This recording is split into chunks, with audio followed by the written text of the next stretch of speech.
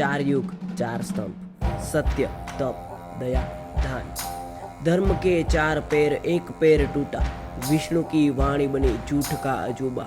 तो કે સતયુગમાં બધા જ લોકો સાચું બોલતા હતા, સ્વયં વિષ્ણુ ભગવાને પણ झूठનો સહારો લેવો પડ્યો, ત્યારે સતયુગનો વિનાશ થયો। धर्म के चार पैर दूजा पैर टूटा, तप से साधुओं का मोह जब था टूटा।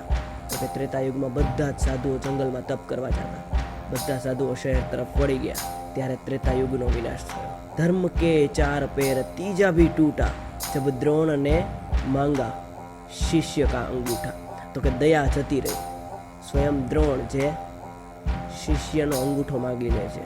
છલ કપટ મોહ જે દયાની અંદર આવે, તો કે દયા भी ગઈ, ત્યારે દ્વાપર યુગનો નાશ થયો।